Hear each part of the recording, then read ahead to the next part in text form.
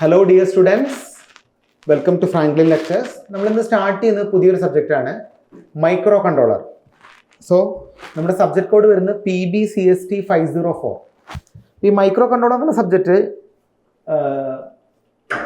നിങ്ങൾ സ്റ്റുഡൻസിനെ സംബന്ധിച്ചും ഞങ്ങൾ ഫാക്കൽറ്റീസിനെ സംബന്ധിച്ചും ഒക്കെ ഒരു പുതിയ സബ്ജക്റ്റാണ്. അപ്പോൾ ഞങ്ങളൊക്കെ പഠിക്കുന്ന സമയത്ത് മൈക്രോ കൺട്രോളേഴ്സ് എന്ന് പറയുമ്പോൾ 8051 അങ്ങനെ കുറച്ച് ഡീഫോൾട്ട് ആയിട്ടുള്ള മൈക്രോ കൺട്രോളേഴ്സ് ആയിരുന്നു ഉണ്ടായിരുന്നത്. ലാസ്റ്റ് റെഗുലേഷൻ വരെ അത് തന്നെയാണ്. ഇപ്പോൾ ഒരു 10-18 വർഷമായിട്ട് ഒരേ സിലബസ് ആയിരുന്നു മൈക്രോ കൺട്രോളേഴ്സിന് ബിടെക് സ്റ്റുഡൻസ് പഠിച്ചുകൊണ്ടിരുന്നത്. പക്ഷേ ഇത്തവണ S5 2024 സ്കീം KTUവിൽ എൻറ്റയർലി പുതുതായിട്ടുള്ളൊരു സബ്ജക്റ്റാണ് മൈക്രോ കൺട്രോളേഴ്സ്. അതിൻ്റെ ഒരു പ്രോബ്ലം എന്താണെന്ന് വെച്ചാൽ നിങ്ങൾക്ക് എവിടെയും ഇതിൻ്റെ നോട്ട്സ് അവൈലബിൾ ആയിട്ട് കിട്ടില്ല. ഇതിൻ്റെ മെറ്റീരിയൽസ് കിട്ടാൻ വളരെ ബുദ്ധിമുട്ടാണ്. കാരണം എൻറ്റയർലി പുതിയ ആളുകളാണ്. അപ്പോൾ നിങ്ങളെപ്പോലെ തന്നെയാണ് ഫാക്കൽറ്റീസ്. ഇതാരും പഠിച്ച സബ്ജക്റ്റ് അല്ല. മൈക്രോ കൺട്രോളർ ആദ്യമായിട്ട് ബിടെക്കിൽ ഇൻട്രൊഡ്യൂസ് ചെയ്യുന്നൊരു സബ്ജക്റ്റാണ് ഈ മൈക്രോ കൺട്രോളറിൻ്റെ സിലബസ്. അപ്പോൾ വളരെ കെയർഫുള്ളായിട്ട് നിങ്ങളിത് പഠിക്കേണ്ടതായിട്ടുണ്ട്. ഇതിൻ്റെ ഒരു മെറ്റീരിയലും എവിടെയും അവൈലബിൾ ആയിട്ട് കിട്ടില്ല. ChatGPT പോലും നിങ്ങൾക്ക് അടിച്ചതിൻ്റെ മെറ്റീരിയൽസ് കിട്ടില്ല. അപ്പോൾ ഇവർ കുറച്ച് ടെക്സ്റ്റ് ബുക്കുകൾ പറയുന്നുണ്ട്. ആ ടെക്സ്റ്റ് ബുക്ക് ബേസിലാണ് നമുക്ക് ഈ സബ്ജക്റ്റ് എടുക്കേണ്ടത്. അപ്പോൾ ഇൻട്രസ്റ്റിംഗ് ആയിട്ടുള്ള സബ്ജക്റ്റാണ്. അപ്പോൾ ഏറ്റവും ലേറ്റസ്റ്റ് ടെക്നോളജിയൊക്കെ ഇംപ്ലിമെൻറ്റ് ചെയ്തുകൊണ്ട് കംപ്ലീറ്റ്ലി 100% റിവൈസ് ചെയ്തിരിക്കുന്ന ഒരു സബ്ജക്റ്റാണ് മൈക്രോ കൺട്രോളർ കേട്ടോ. അപ്പോൾ നിങ്ങൾ നല്ല സീരിയസ്നെസ് കൊടുക്കണം. പുതിയൊരു പേപ്പറാണ്. മൊത്തം 60 മാർക്കാണ് നമ്മൾ ഇൻറ്റേർണൽ വരുന്നത്. അതിലും അത് മെയിനായിട്ട് പ്രൊജക്റ്റ് സബ്ജക്റ്റ് ആയതുകൊണ്ടാണ്. 30 മാർക്ക് പ്രൊജക്റ്റ് ആയതുകൊണ്ടാണ് ഈ 60 മാർക്കിൻ്റെ ഒരു സ്പ്ലിറ്റപ്പ് വന്നിരിക്കുന്നത് ഇൻറ്റേർണലിൽ. എക്സ്റ്റേണൽ കണ്ടോ 40 മാർക്കേ ഉള്ളൂ. അപ്പോൾ 40-ൽ 18 മാർക്കാണ് നിങ്ങൾക്ക് പാസ്സാകാൻ വേണ്ടത് കേട്ടോ. ക്രെഡിറ്റ് 4 2 hour 30 minutes ആണ് എക്സാം അവർ. ഇതിൽ പുതിയ ആദ്യമായിട്ട് പഠിക്കുന്നതാണ്. ഇതിന് പ്രീ ആയിട്ടുള്ളൊരു പേപ്പേഴ്സ് ഇല്ല. കോഴ്സ് ടൈപ്പ് എന്ന് പറയുന്നത് തിയറിയാണ് അല്ലേ. യെസ്. അപ്പോൾ ഒരു മെയിൻ കോർ പേപ്പറാണ്. പുതിയ സബ്ജക്റ്റാണ്. ആദ്യമായിട്ട് ഇൻക്ലൂഡ് ചെയ്യുന്ന കുറേ ഒരു 80% പോർഷൻസും ഫസ്റ്റ് ടൈം ഇൻക്ലൂഡറാണ് കേട്ടോ. അപ്പോൾ നമുക്കൊന്ന് ജസ്റ്റ് നോക്കാം. ഫസ്റ്റ് മൊഡ്യൂൾ എന്ന് പറയുന്നത് introduction to ARM Cortex M ആർക്കിടെക്ചറാണ്. ARM എന്ന് പറഞ്ഞാൽ അഡ്വാൻസ്ഡ് റിസ്ക് മെഷീനാണ് എൻ്റെ ഫുൾ ഫോം.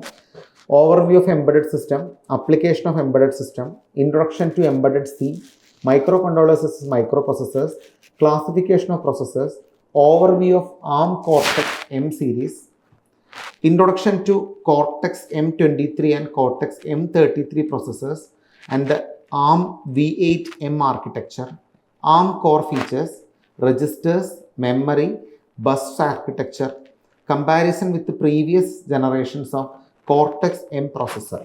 അപ്പോൾ ARM Cortex processorൻ്റെ അതിൽ ARM V8 എന്നുള്ള ഒരു അഡ്വാൻസ്ഡ് ആയിട്ടുള്ള ഒരു മൈക്രോ കൺട്രോളർ ആർക്കിടെക്ചറാണ് നമുക്കിതിൽ മെയിനായിട്ട് പഠിക്കാനുള്ളത്. അതുപോലെ തന്നെ ഇതിൻ്റെ എല്ലാ ജനറേഷനും ഇൻട്രൊഡക്ഷൻ പറയുന്നുണ്ട്. എല്ലാ ജനറേഷനും ഒരു കമ്പാരിസണും പറയുന്നുണ്ട്. ഇതാണ് ശരിക്കും പറഞ്ഞാൽ നമ്മുടെ ഫസ്റ്റ് മൊഡ്യൂൾ കേട്ടോ. ഫസ്റ്റ് മൊഡ്യൂൾ ഓക്കെ, ക്ലിയർ അല്ലേ?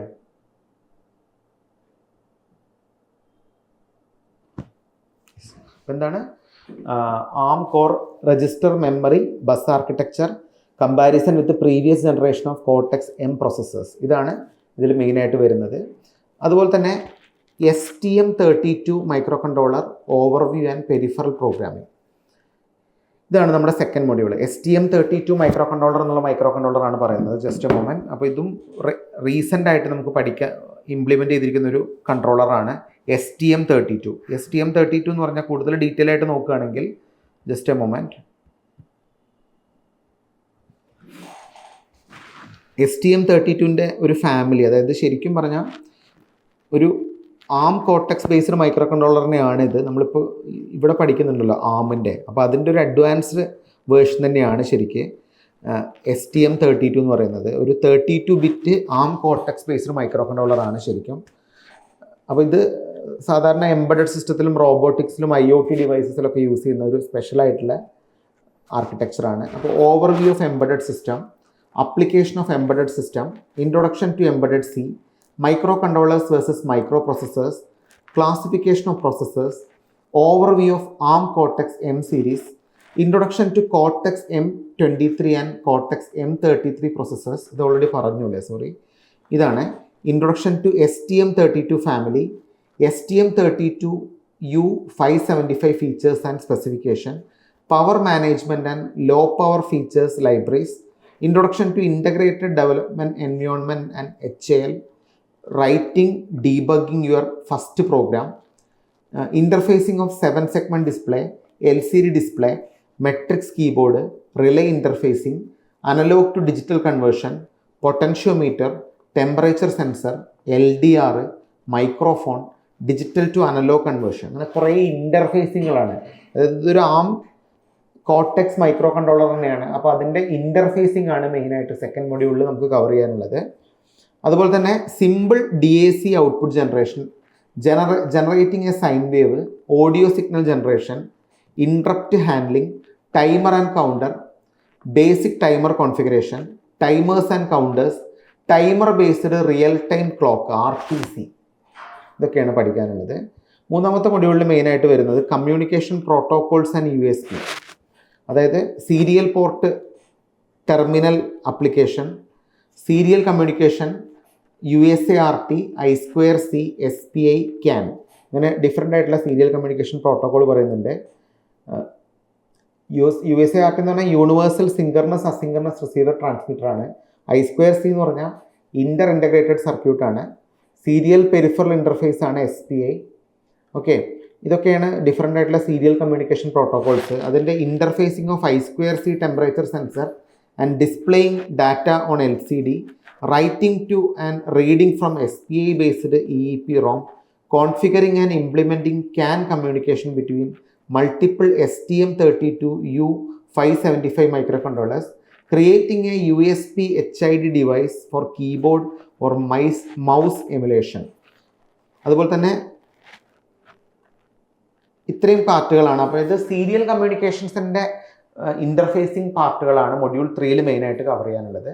മൊഡ്യൂൾ 4 പോവുകയാണെങ്കിൽ IoT wireless communication and RTOS ആണ് മൊഡ്യൂൾ 4 മെയിനായിട്ട് പഠിക്കാനുള്ളത്. അതിൻ്റെ introduction to IoT architecture, protocols, IoT security principles and common threads, അതുപോലെ തന്നെ wireless communication, interfacing GSM, bluetooth communication, basics of LoRa communication, basics and applications, designing and IoT based home automation system, introduction to RTOS concept, free RTOS with STM32, task creation and scheduling and management, RTOS timers, delay, RTC integration, inter-task communication, queues and semaphores.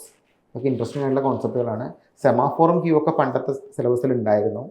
Okay, next trust zone technology എന്നുള്ളൊരു കോൺസെപ്റ്റാണ്, പുതിയൊരു കോൺസെപ്റ്റാണ്. Introduction to trust zone, trust zone architectures and features, secure and non secure worlds, configuration management, implementation trust zone in STM32U575, advanced debugging and optimization, code and memory optimization techniques, debugging strategies and tools. അപ്പോൾ ഇതാണ് 4 module. നിങ്ങൾക്ക് ഏകദേശം ഒരു outline കിട്ടിക്കാണും ഈ സബ്ജക്റ്റിൻ്റെ 4 modules എങ്ങനെയാണെന്നുള്ളത്. അപ്പോൾ ഇതിൽ 2 text ബുക്കുകളാണ് നമുക്ക് ടെക്സ്റ്റ് ബുക്കായിട്ട് കൊടുത്തിരിക്കുന്ന ആസ് പെർ സിലബസ്. അതൊന്നെന്ന് പറയുന്നത് the definitive guide to Cortex M3 and Cortex M4 processor. ഇതാണ് main text book. Joseph Yiu, Elsevier പബ്ലിക്കേഷൻസിൻ്റെ ബുക്കാണ്. 3rd എഡിഷൻ 2014 കേട്ടോ. 2014 ഇറങ്ങിയ ബുക്കാണെങ്കിലും ഇപ്പോഴാണത് നമ്മുടെ സിലബസിൽ ഇൻക്ലൂഡ് ചെയ്യുന്നത്. അതുപോലെ mastering of STM32 by Carmine Noviello, 2nd edition 2022. ഈ 2 ബുക്കുകൾ നിങ്ങൾക്ക് ഇവിടെ കാണാം. ഇത് പുതിയ ബുക്കുകളാണ്. ജോസഫ് യുവിൻ്റെ ഒരു ബുക്ക് സ്റ്റാൻഡേർഡ് ആയിട്ടുള്ള കോർട്ടെക്സിൻ്റെ ബുക്കാണ്. മാസ്റ്ററിംഗ് STM32 എന്നുള്ള വേറൊരു ബുക്കും ഇവിടെ കാണാം. ഈ 2 ബുക്കുകളാണ് ടെക്സ്റ്റ് ബുക്കായിട്ട് പറയുന്നത്. ഇതിൽ തന്നെ ഓൾമോസ്റ്റ് എല്ലാം കവർ ആവുന്നുണ്ട്. ഇനി കുറേ റെഫറൻസ് ബുക്കുകൾ പറയുന്നുണ്ട്. System development guide by Andrews N, Dominic Sims, Chris Wright. ഇത് 1st എഡിഷൻ 2008. അതുപോലെ embedded system designing with Cortex M, 1st edition 2022. Introduction to Cortex micro controller, 5th edition 2014. ഇതാണ് നമ്മുടെ റെഫറൻസ് ബുക്കായിട്ട് പറയുന്നത്. അപ്പോൾ ഈ റെഫറൻസ് ബുക്കുകൾ നമുക്ക് കാണാം. ഇത് നിങ്ങൾക്ക് ആമസോൺ കിൻഡിൽ വഴി പർച്ചേസ് ചെയ്യാവുന്നതാണ്. ഇതിൻ്റെ യൂസ്ഡ് ബുക്സും ആമസോണിൽ കിട്ടും. ഓക്കെ, അപ്പോൾ ഇതൊക്കെ സ്റ്റാൻഡേർഡ് ആയിട്ടുള്ള ബുക്കുകളാണ്. ആ ടെക്സ്റ്റ് ബുക്കുകൾ പർച്ചേസ് ചെയ്യാൻ നിങ്ങൾക്ക് പറ്റുകയാണെങ്കിൽ അതിൻ്റെ ഇ ബുക്കുകൾ കിട്ടുമെന്ന് നോക്കുക, PDF ഒക്കെ കിട്ടുമെന്ന് നോക്കാം. അതിൽ നമുക്ക് ഇതിൻ്റെ പ്രോഗ്രാമിംഗ് പാർട്ടൊക്കെ നമുക്ക് നെസസറി ആയിട്ട് പഠിക്കേണ്ടി വരിക. അപ്പോൾ എല്ലാവർക്കും ഇതിൻ്റെ ഒരു ഔട്ട്ലൈൻ കിട്ടിയല്ലോ. അപ്പോൾ 40 മാർക്ക് ബാക്കി സബ്ജക്റ്റിന് ഡിഫറൻ്റ് ആയിട്ടുള്ള സബ്ജക്റ്റാണെന്ന് ഞാൻ പറഞ്ഞു.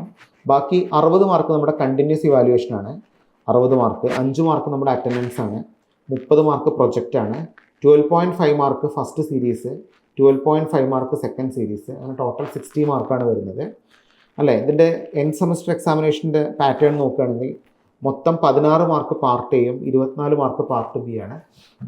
2 മാർക്കിൻ്റെ 2 ക്വസ്റ്റ്യൻസ് വെച്ച് 8 ക്വസ്റ്റ്യൻസ് ആണ് ടോട്ടൽ ഉണ്ടാവുക. അങ്ങനെയാണ് 16 മാർക്ക് അല്ലെ. 2 questions will be given from each module, out of which 1 question should be answered. Each question can have maximum of 2 subdivisions. Each question carries 6 marks. അങ്ങനെ ടോട്ടലി 40 മാർക്സ് ആണ് നമുക്കിതിൻ്റെ weightage വരുന്നത്. കുറേ NPTEL courses ഇതിൻ്റെ ബേസിലുണ്ട്. നിങ്ങൾക്ക് ഞാനിവിടെ corresponding ആയിട്ടുള്ള link കൊടുത്തിട്ടുണ്ട്. ലിങ്ക് ത്രൂ നിങ്ങൾക്ക് എന്ത് ചെയ്യാം, NPTEL കോഴ്സസ് ആക്സസ് ചെയ്യാൻ പറ്റും. ഈ NPTEL കോഴ്സസ് ചെയ്യുന്നതിനുള്ള ബെനിഫിറ്റ് എന്താണെന്ന് വെച്ചാൽ നിങ്ങൾക്ക് ഇതിൽ അസൈൻമെൻറ്റ്സ് ഒക്കെ ചെയ്യുമ്പോൾ ഈ സബ്ജക്റ്റിൽ നിങ്ങൾ ശരിക്കും മാസ്റ്ററായിട്ട് മാറും.